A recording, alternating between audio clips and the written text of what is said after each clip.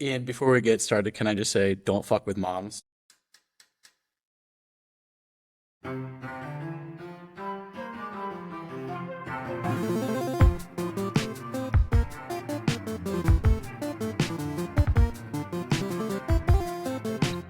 All right, everyone, warm up those brains. It's time once again for the Get More Smarter podcast. This is a special interview-only episode, and it's number 232. I'm Ian Silveri. This week on the Get More Smarter podcast, it's another special interview-only episode, mostly because Jason is still in the Arctic setting tariffs on islands inhabited exclusively by puffins and melting ice caps with the Trump administration. Speaking of our apocalyptic climate nightmare hellscape, this week our guest is Silvio Marcacci, Senior Director of Communications for Energy Innovation. We ask how truly cooked we are if Trump and Congressional Republicans repeal the Inflation Reduction Act, both literally and figuratively, and what it means for Colorado. Take a listen. It is now my great pleasure to introduce our guest today, Silvio Marcacci, a real-life friend and also Senior Director of Communications for Energy Innovation, Technology and Policy, LLC. Silvio, welcome to the Get More Smarter podcast.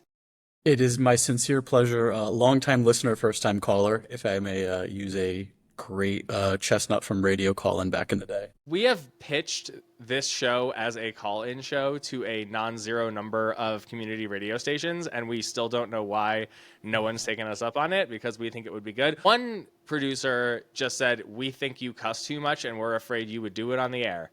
And I said, well, fuck that. Fair enough. So before we dive into the specifics of this report that you sent over that we're going to be talking about today, could you just tell us, our listeners, a little bit about yourself and your background, how you came to be the Senior Director of Communications at Energy Innovation? Lots of bribery. Okay. So, as you know, I am a New Jersey native, like you.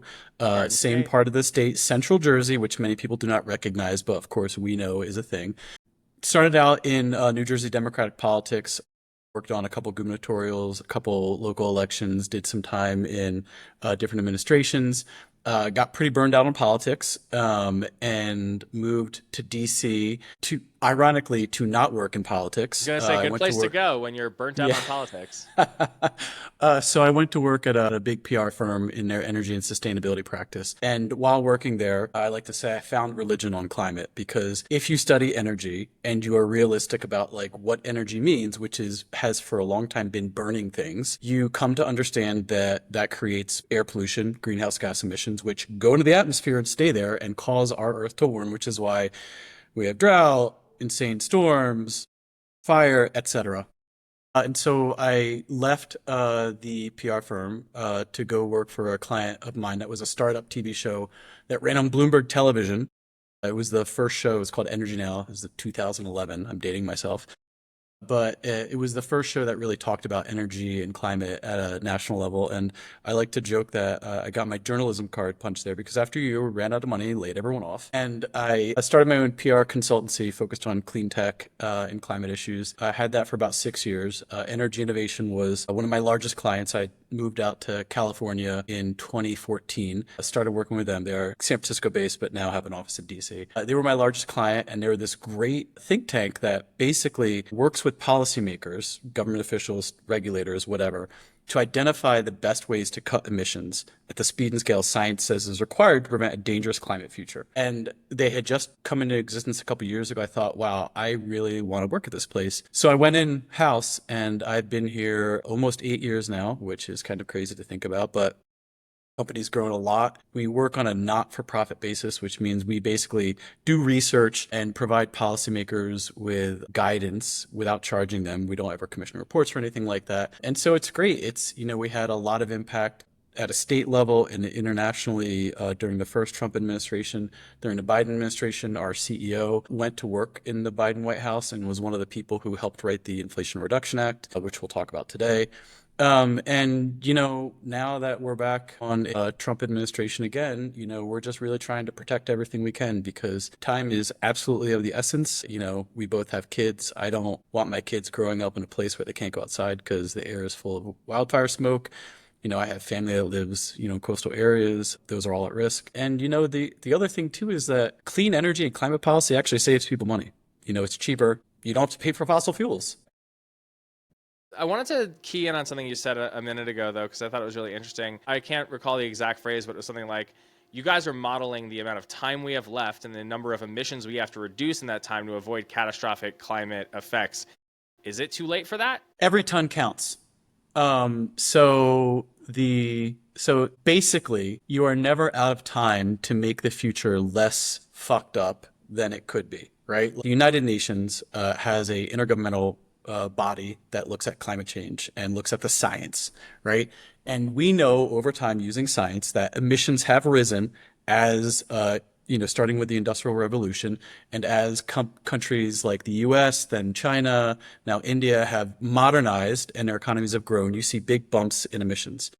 And basically, every ton of greenhouse gas emissions, whether it's carbon dioxide or methane, which comes from natural gas, has some warming effect. And so the United Nations several years ago set a target of hopefully 1.5 degrees Celsius warming from pre-industrial times, with no more than 2 degrees Celsius. And so what we saw last year was the first year where It's like average global temperature. Is that what that? Average global temperatures were over 1.5 degrees Celsius for the first time. Now, it's really important to note that the United Nations looks at that temperature rise on the decadal scale, right? So you have to have like a decade worth of temperatures over that to breach the target.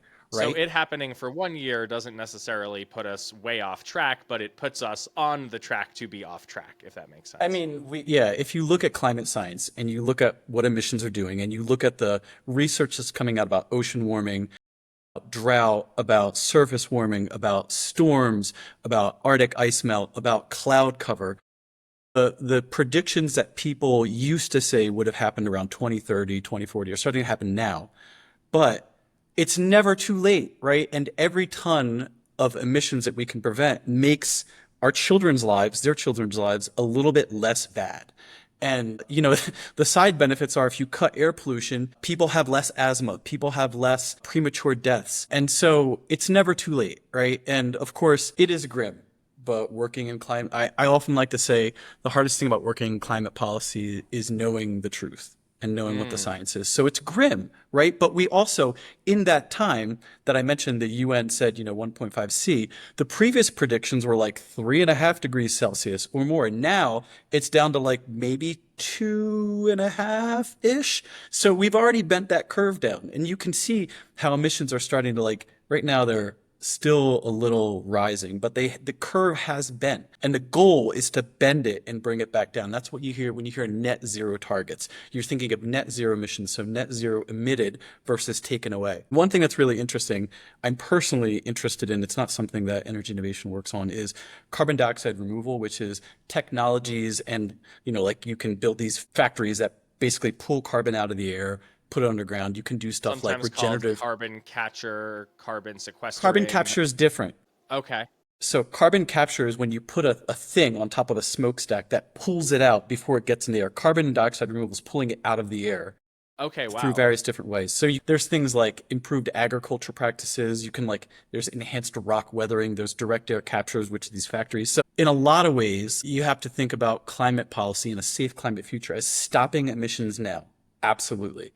But then you also have to think about how do you draw down what's already up there, because it is a blanket in the sky. And if you don't draw it down, it stays up there for a long time. Right. Then you have to think about community resilience.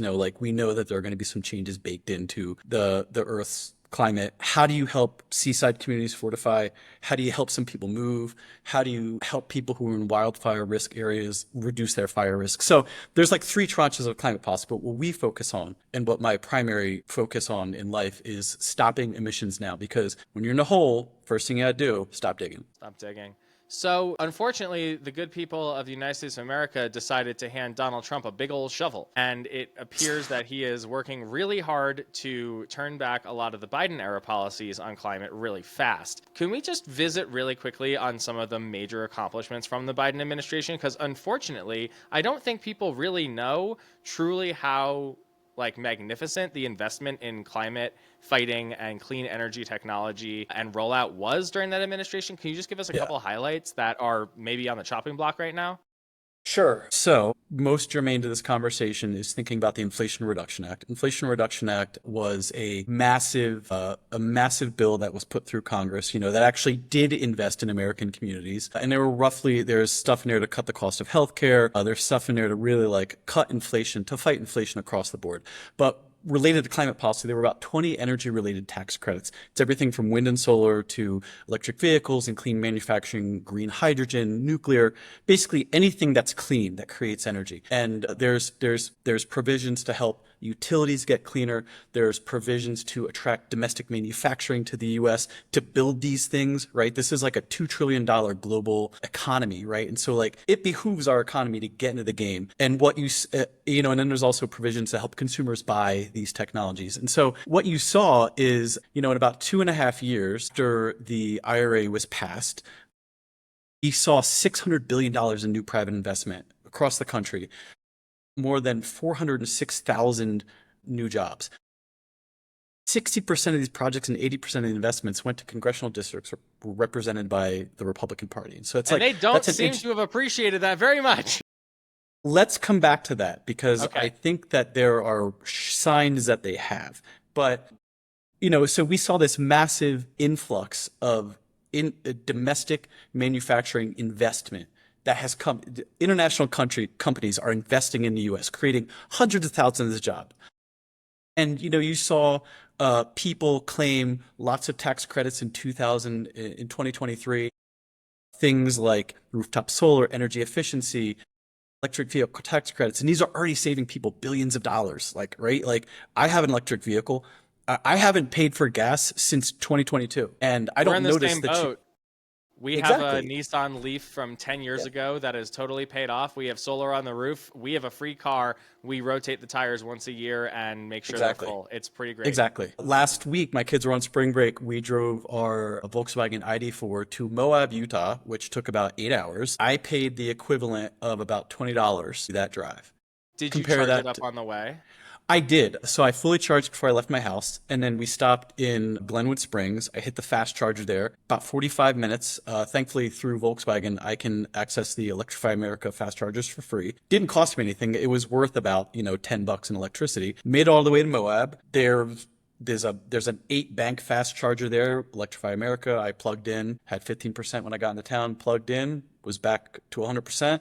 There's charging infrastructure. And so like, it just, you get off this fossil fuel roller coaster, right? Like natural gas is hella expensive, especially here in Colorado. Like my Excel bills are very high because we still have a gas furnace, which I am working on getting rid of, right? So we have to pay those fluctuations. Gas prices go up and down all the time.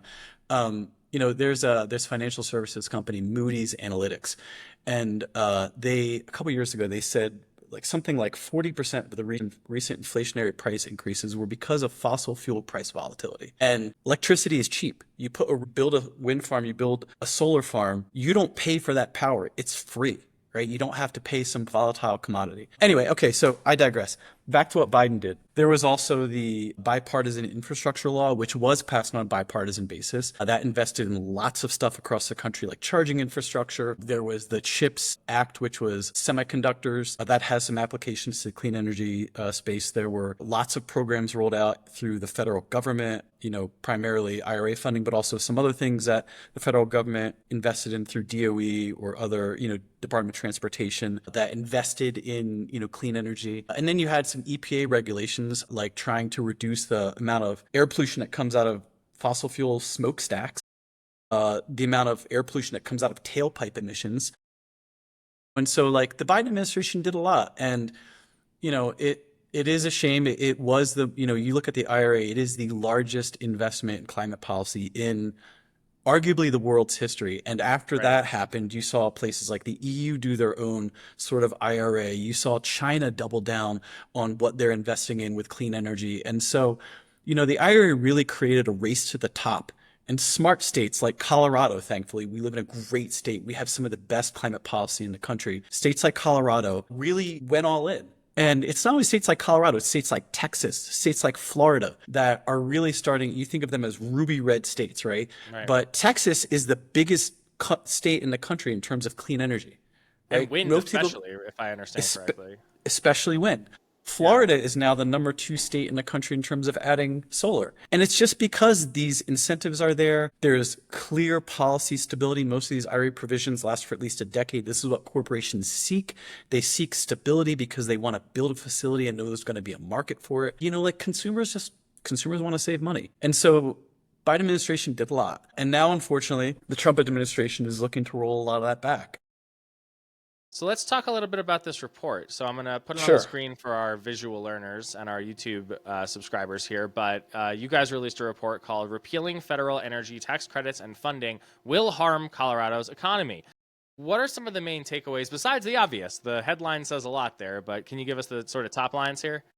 Sure. So what we did is, and first let me take a step back. So you mentioned what Trump has done so far, right? And since the election, it's really interesting. You have seen this chilling effect on clean energy. So far, these corporations that have invested in the country, again, 600 billion private investment, about 400,000 new jobs. We've seen about 50,000 of those jobs and about 56 billion of that investment canceled by these corporations who are like, no, really uncertain. I don't know what's going to happen. It doesn't make sense anymore. So that is a bummer, right? So now what you're seeing, and what we did is we modeled nationally, what would happen if you repealed the Inflation Reduction Act, those 20 provisions, right? What would happen to energy prices and air across the country if you repealed it?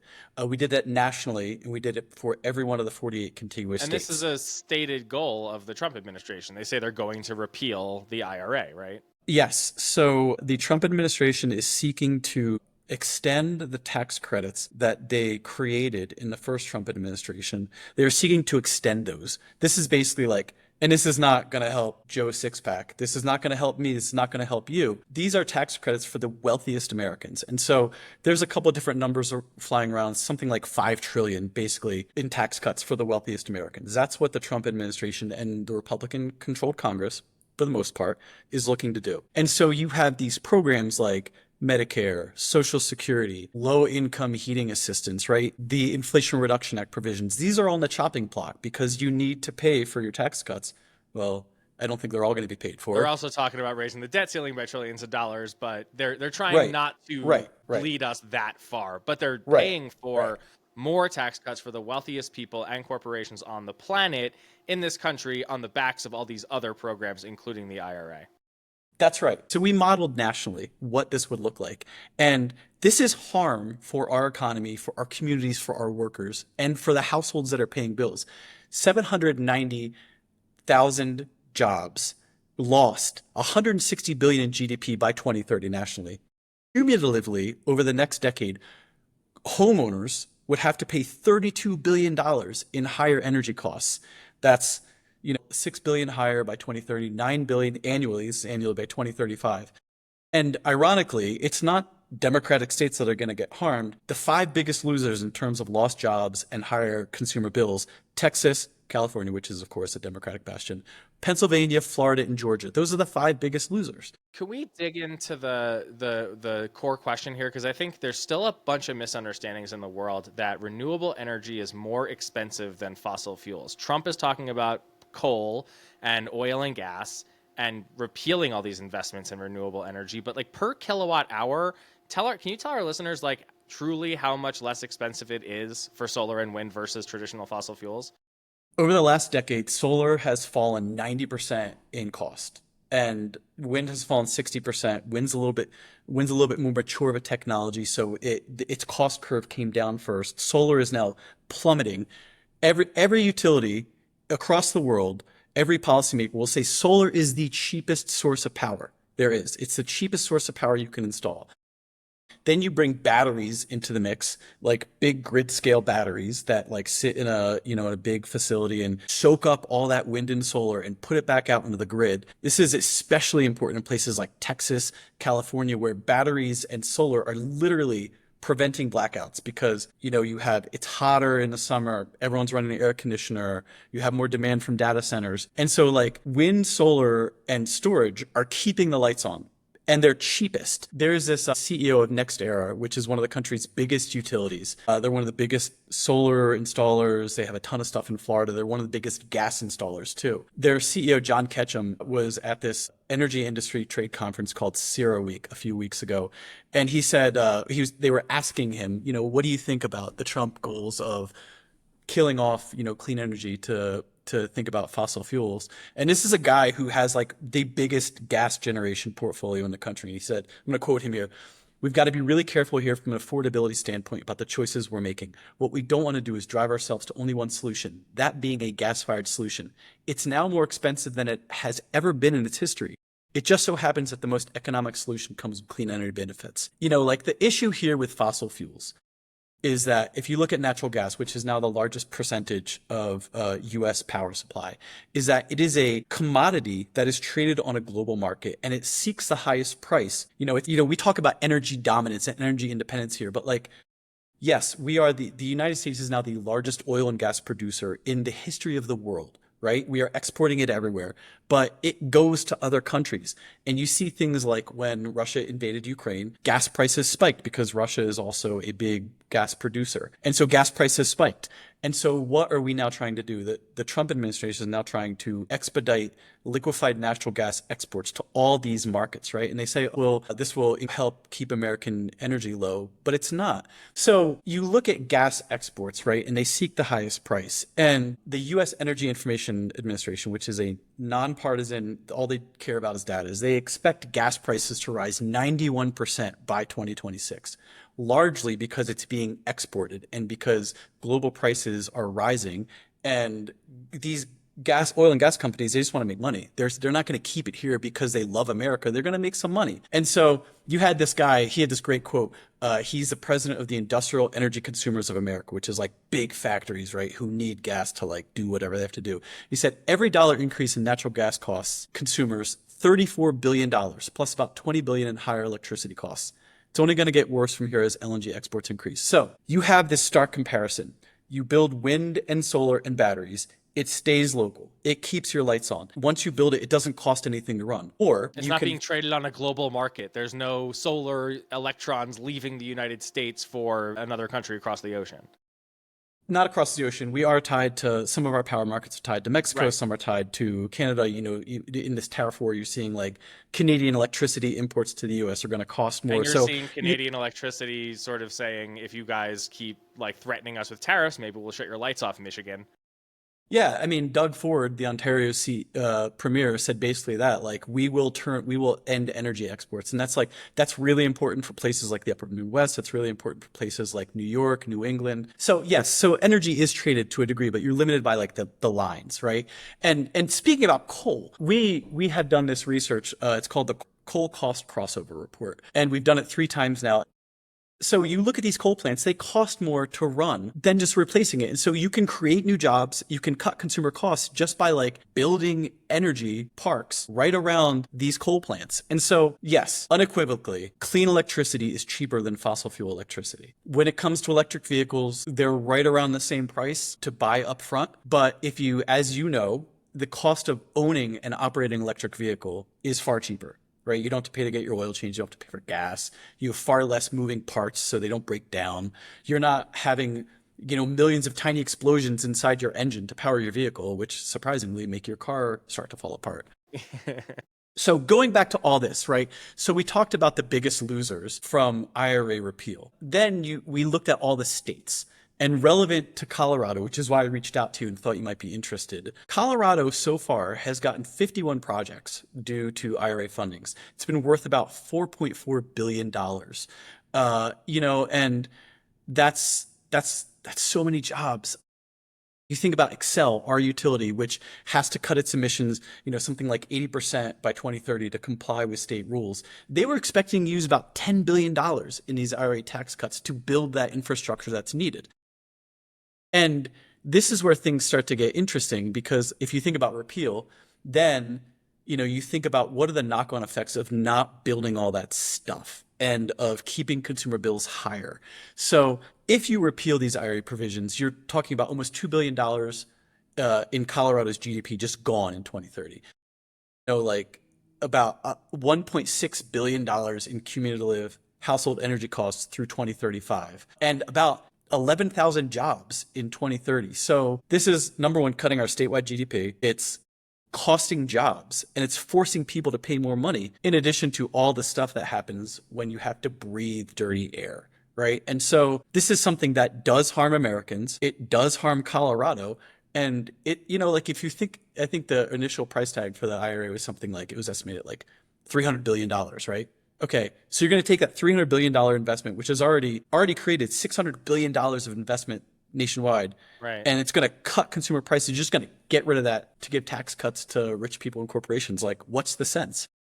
I have no idea. The trickle down shit never works. It's never worked before, and they assume maybe this time. You keyed in on something a minute ago that I want to talk about now. So an interesting fact is that Representative Gabe Ish Evans from Colorado's 8th Congressional District and Jeff Bread Sandwich Hurd from the 3rd Congressional District actually did, to their credit, break ranks with other Republicans on the IRA repeal.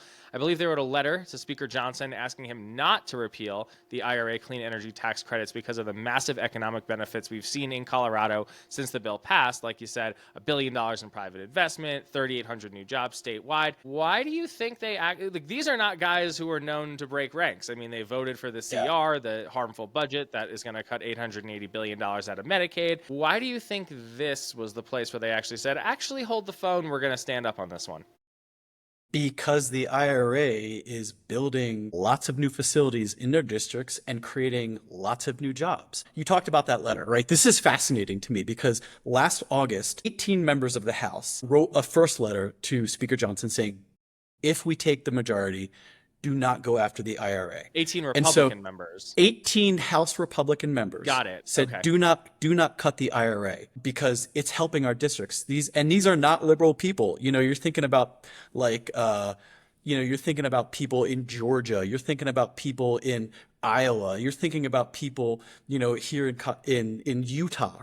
Not exactly like swing state moderates, right? Not swing state moderates. And so in the election, so there were 18 in the election. 3 of them lost re-election. One of them, John Curtis from Utah, moved up to become senator. So you had 14. And then in March, turns out there's another 11. Now there's 21, including Evans and Hurd. And that is momentum. Those are people who heard from their constituents during the election cycle. These are important jobs. These are people who went to ribbon cuttings. Marjorie Taylor Greene, of all people, she's not in these letters, but she got a big solar plant in her district. And she was like, yeah, these jobs are great, but also I want to cut the IRA. Yeah, Boebert was doing the same thing, if I recall correctly. Right. So, Buddy Carter in Georgia, who introduced a bill to rename Greenland Red, White, and Blue Land, right? Oh my God. Not a liberal guy. He got like a $5.5 billion electric vehicle car factory in his district. And he put out a press release, biggest investment in our state's history, massive economic engine, right? And so these are dollars and cents. This is not rhetoric. These are dollars and cents. And, shout out to Tip O'Neill. All politics is local, right? And so let's talk about what's happening here in Colorado. We said about $4.5 billion of IRA investment. Okay. $2.9 billion of that is going into Jeff Hurd's district. Which is, to be fair, the geographically largest district in the state, but it is also like a massive economic boon for his people, which makes sense why he would write this letter or sign on to it. That's exactly right. You're talking about $800 million in Evans district. So it's really interesting. You look at Hurd's district, right? There's this massive wind turbine facility in Pueblo, CS Wind. It's like it's one of the largest wind manufacturers in the world. It's like a couple thousand jobs. About a year after the IRA passed, they said, we're going to expand this thing, created like 850 jobs. Basically massively explaining the plant facility. They said the IRA is the reason we did this. There's tons of funding for what's called rural electric cooperatives. It's about $2.6 billion. So these are rural electric co-ops are a unique kind of utility. They serve typically, I think it's 92% of persistent poverty counties. A lot of them don't own their own generation, so they have to buy power from other companies. And what the IRA did is they have this almost $10 billion investment. It's the biggest federal investment in rural communities in terms of electricity since the New Deal, right? And so they want to help these rural electric co-ops replace these old, expensive coal plants with local renewables. Going back to that thing I told you, that analysis we did showing 99% of coal plants are cost more to run.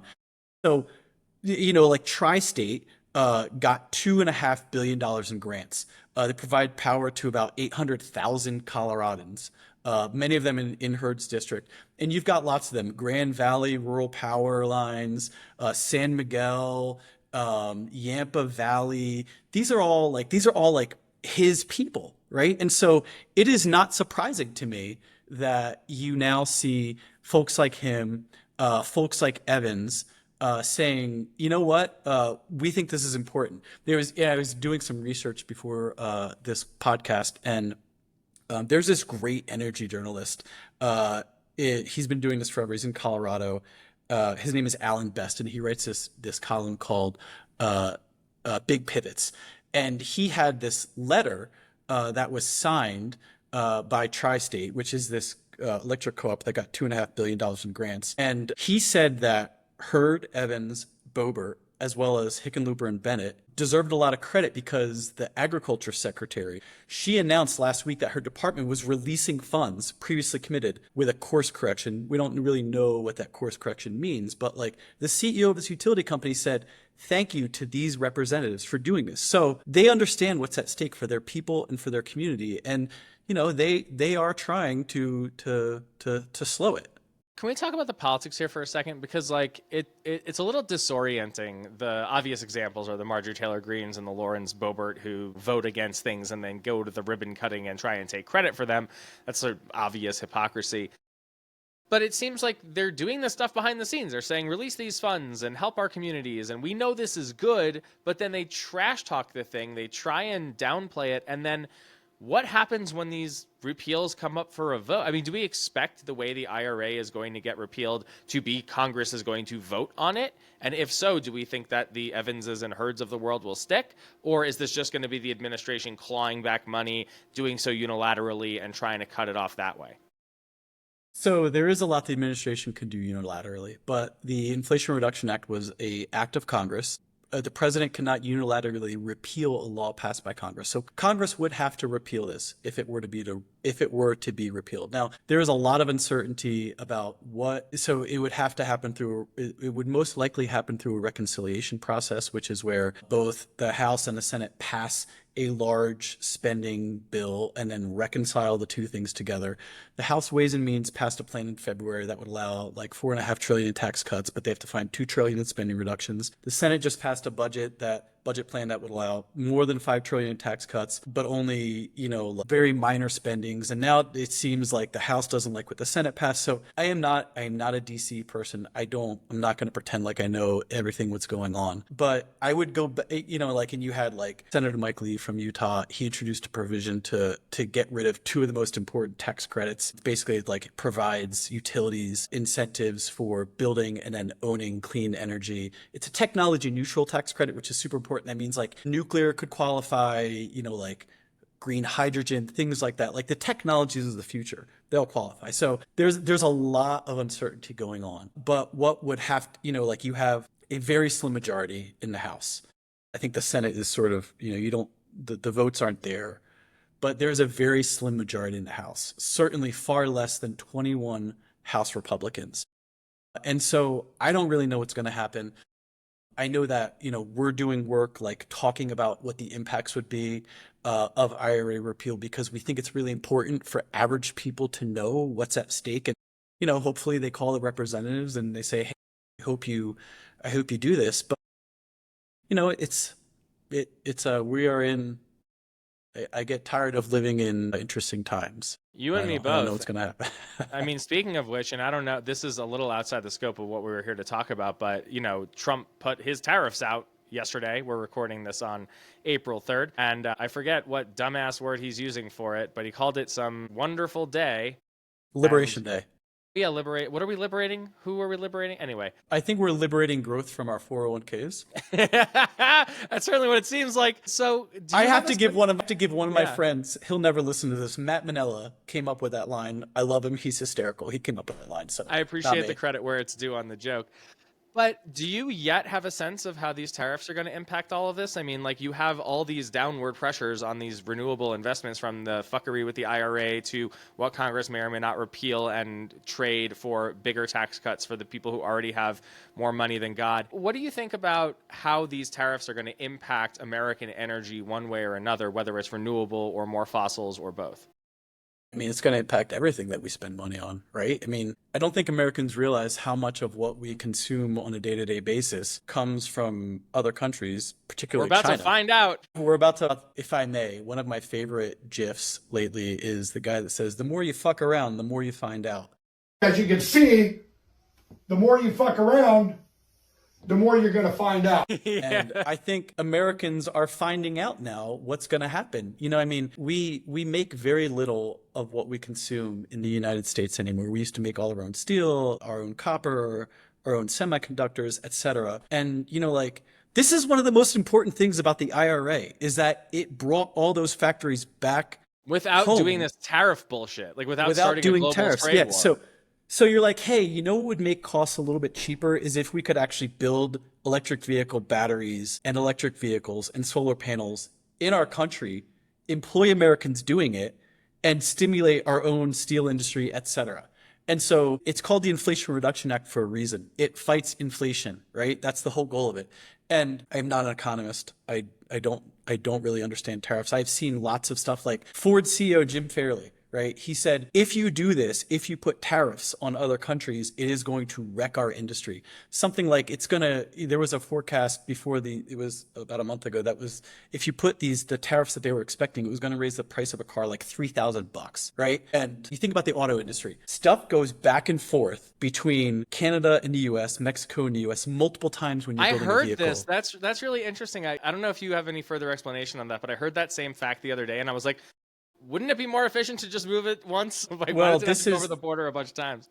I don't remember the exact name of it, but this was a trade bill that was passed during Trump's first administration. Oh, it's the USMCA, right?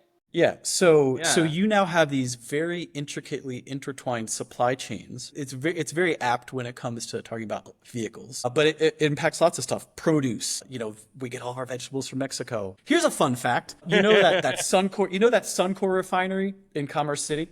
Yeah, I do. Do you know what the overwhelming majority of the fuel that thing processes, the oil that processes to turn into gasoline? Do you know where that comes from? You know what's insane? I do, because we had Skylar McKinley from AAA on the show during the gas price spike, and he explained this to us. I don't remember. Is it like sweet light crude from Canada? Is that the answer? It's tar sands. Tar sands. Okay. So let's call it what it is. They dig up sand that has oil bitumen in it, and they boil the oil out. And then different kinds of oil have to be refined different ways. The Suncor facility, which provides most of Colorado's gas, gets all Canadian oil. So what happens if you slap a tariff on that? Well, it's another question. Like, Colorado has its fair share of oil and gas production. Why doesn't the Suncor facility process the oil and gas that we take out of the earth here? I cannot tell you that answer. Okay, all I know is I know that when you build refineries, they are built to process specific kinds of fuel, a certain blend, if you will. Right. A certain blend, if you will. Heavy crude, light crude, sweet are these words that we've heard in this debate. I mean, if you want to drink oil and tell me if it's sweet or not, you go for yours. But hold on. I want to talk about the Colorado energy job sector. Okay. So we talk about oil and gas and coal employ so many Coloradans. Really doesn't, actually. So we had about 157,000 energy workers statewide in 2024. It's about 6% of the total employment in our state. The oil and gas sector employs about 25,000 people. Coal industry jobs have just plummeted, as they have nationally, because coal used to be like 60% of the mix. It's like 15% now. Coal industry employs 3,000 Coloradans. There's this great group called E2. and they look at the entire clean energy economy, like efficiency, solar, wind, yada, yada, yada. 85,000 people work in the clean energy industry in Colorado. So you're talking about 28,000 versus 85,000.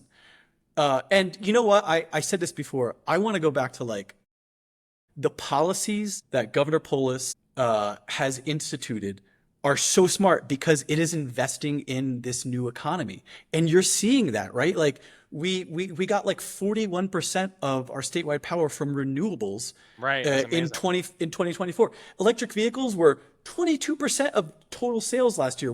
We were in the third quarter, we were the top state in the US in terms of like EV sales. And so you are like investing in this domestic economy that also cuts air pollution and cuts your consumer costs and makes your communities wealthier, more resilient in terms of blackouts, cuts the cost of energy. Like, so Colorado, like California always gets all the credit. And to be fair, California was the state that really like kickstarted America's clean energy transition. But like Colorado has some really fascinating climate policies. Like the DOT looks at like the greenhouse gas emissions of widening highways. You had a guy on from the Transit Authority a couple shows ago, and he was talking about bus rapid transit. A bus rapid transit is one of the best transportation policies to cut emissions, right? That's like something that like other countries have pioneered it, and now like Colorado is going all in on it, which is amazing. You look at like, let's see, so industry, like making things, right? Factories is one of the hardest sectors of the economy to cut emissions from. The power sector, electricity, has seen its emissions drop the fastest because of solar and wind. Now the largest power sector used to be the largest source of emissions in the country. Transportation is now number one because there's a lot of gas powered vehicles in the country, and like I think EVs were something like 10% of sales nationally last year, up from like 1% in like 2016. Like, so you're getting this big surge, but you still have to turn the fleet over, right? It's going to take the thing that is hardest to cut emissions from and will take the longest is factories, because you build a factory, it runs for like decades. It costs a lot to like turn over the projects. But one of the really interesting things is that something like, I'm going to kick myself for not knowing this, but a very large percentage of the emissions from factories come from temperatures, I think, below 165 degrees Celsius. This is stuff like making food or, like low temperature industrial processes. Think like the Purina plant that's over by Suncor, for example. Exactly. Well, it turns out that there are the things called heat pumps, which basically are like, they take they take heat or cold from the ambient air and use that as sort of like an air conditioner, right? An air conditioner that runs in hot or cold. Turns out you can take heat pumps, large ones, and put them into factories. And instead of using natural gas for that heat, you can use this great technologically cool thing that provides that heat on just electricity. And like the New Belgium brewery in Fort Collins has one, right? And so these are like things. So Colorado has leaned into that. They have this thing called I forget exactly. I think it's a clean heat standard, which is intended for utilities and their industrial customers to clean up their heat processes. So you go back to the stuff that Colorado is doing, and it's kind of under the radar. I was talking with a reporter at CNN a couple months ago, and she was like, what's a state that I should be looking at? I'm like, let me flack my own state. Like, look at what Colorado's doing, because it's really interesting. So that all comes back to like the point here, which is that the IRA has created this fantastic policy certainty that is helping companies invest in our communities. It's helping people get off this fossil fuel roller coaster. And it's custom made for a state like this that has really progressive and smart policies. And I hope those 21 Republicans, I can only imagine that there will be intense pressure upon them to toe the line and to vote for whatever comes out. I hope they listen to their constituents. I hope that behind the scenes they're like, this is actually a good thing for my community. And I hope they vote against cutting the IRA. Let me ask you one last question on this. So can you pull it all together? How might repealing the IRA or repealing these tax credits affect Colorado's ability to meet the climate and clean energy goals that we were very much on the path toward meeting, especially with all the help that we were getting, but now it seems less likely? Is that accurate? So, like many other issues facing this country right now, the states that have enacted laws that protect their people and invest in their communities are the ones that are going to be better positioned to weather whatever happens at a federal level than states like Alabama that don't have a lot of social laws in place. Colorado and other states are investing in their communities. I think Colorado, we've got these really great emissions reductions goals. We want to get net zero by 2050. And there's evidence that we're on track to hit that, especially in the power sector. But yeah, I mean, if you let's talk about the ability of Coloradans to cut their energy bills. If you take away the federal tax credit for putting rooftop solar on your roof, okay, that gets more expensive. If you take away the federal electric vehicle tax credit, that's $7,500. Colorado, thankfully, has one of the highest electric vehicle incentives in the country. But it's going to force corporations to say, I don't want to invest in this country anymore. So that's stealing jobs away from Coloradans. It's stealing the opportunity, especially for low income families, to access new technologies that allow them to stop paying these regressive costs for fossil fuels. And it's unfortunately there's no way to sugarcoat it. It makes everything a little bit harder. But, the great thing about clean energy is that the technology keeps improving and it keeps getting cheaper. It's this fascinating theory called Moore's Law, which is basically like the more you deploy any technology, the more the technology improves, the more efficient it gets, the cheaper it gets. Right. The more you build it, the better, the more efficient your manufacturing process. So clean energy continues to get cheaper.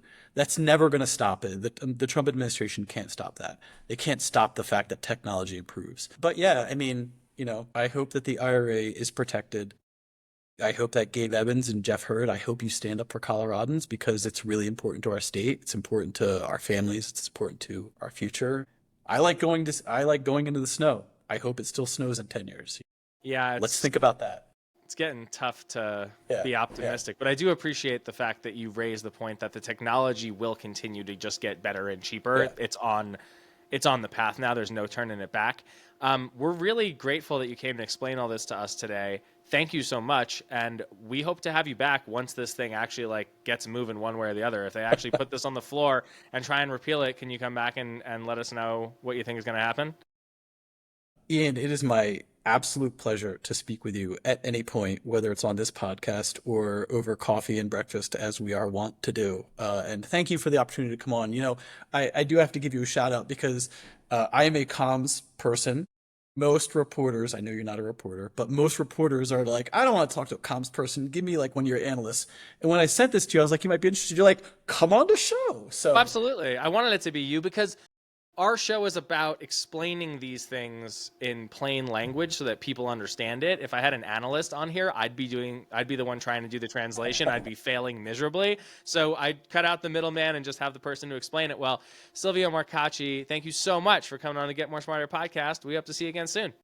Ian Silveri, thank you for having me. And that's it for us this week. The Get More Smarter podcast is a production of ColoradoPolls.com and the Big Horn Company. Your hosts are me, Ian Silveri, and America's dad, Jason Bain, who managed to figure out how to engineer and produce this thing most of the time. I make the video sometimes, Megan makes the video sometimes. She also does a lot of stuff. Phenomenal Breakmaster Cylinder made the theme song. Get your shots while you still can. If you leave us a review on Apple Podcasts, a comment on Spotify, or reply to a post on Bluesky, or just email or text us, we might even read it on the air. Subscribe on YouTube, Apple, Spotify, or wherever you get your podcasts. Rate the show and leave us a review on Apple Podcasts if you got more smarter. It actually helps a lot. Find us at getmoresmarter.com where you can sign up for bonus content in our Substack. And please send all angry and non-angry rants to angryrants@getmoresmarter.com, other stuff to Ian at getmoresmarter.com, and other stuff to Jason at getmoresmarter.com. Thank you so much to Silvio Marcacci for being our guest today, and thank you so much for listening. We'll see you next time.